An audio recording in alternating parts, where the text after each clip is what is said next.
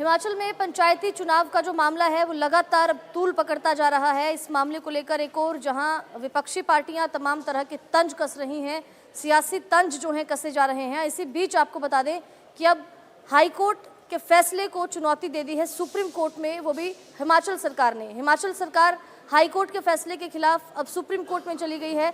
30 अप्रैल को जो चुनाव कराने का हाईकोर्ट का फैसला था उसी को चुनौती दे दी है सुक्खू सरकार ने और सुप्रीम कोर्ट का। बता दें कि हिमाचल सरकार ने प्रदेश में 30 अप्रैल से पहले पंचायती राज संस्थाओं के चुनाव को करवाने को लेकर हिमाचल हाईकोर्ट के 9 जनवरी के फैसले को सुप्रीम कोर्ट में चुनौती दी है। अब इसी को लेकर शीर्ष अदालत में एक अपील याचिका दायर की गई है। इस पर अब सुनवाई होगी।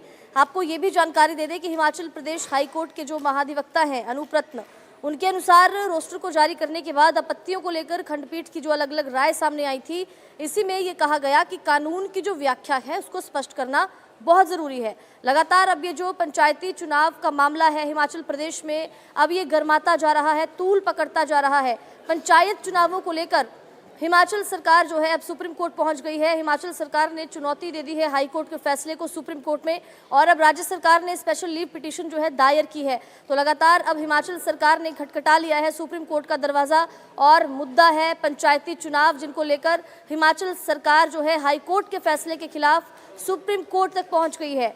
30 अप्रैल से पहले पंचायती राज संस्थाओं के चुनाव करवाने की बात कही गई थी हिमाचल सरकार के लिए हाईकोर्ट की ओर से। अब हिमाचल हाईकोर्ट ने 9 जनवरी को इस फैसले को सुप्रीम कोर्ट में चुनौती दे दी है। अब इसी को लेकर शीर्ष अदालत में जो है कि याचिका भी दायर की गई है। आपको बता दें कि पंचायती चुनाव के समय पर करवाने को लेकर दायर याचिका की सुनवाई करने वाली जो खंडपीठ है वो इस फैसले पर अभी तक अपनी किसी स्थिति को स्पष्ट नहीं कर पाई है। इसके अलावा डिजास्टर मैनेजमेंट एक्ट का भी एक बड़ा सवाल यहाँ पर है। प्रदेश में डिजास्टर मैनेजमेंट एक्ट लागू होने पर क्या पंचायती राज संस्थाओं के चुनावों में कुछ समय के लिए इनको टाला जा सकता है, इस पर स्थिति साफ होना बहुत ज़रूरी है। क्योंकि अभी देखिए राज्य में डिजास्टर मैनेजमेंट एक्ट जो है लागू है, जबकि आपको ये भी जानकारी दे दें कि पंचायत चुनाव को टालने की सरकार की भी कोई मंशा नहीं, ये भी बयान सामने आ रहे हैं।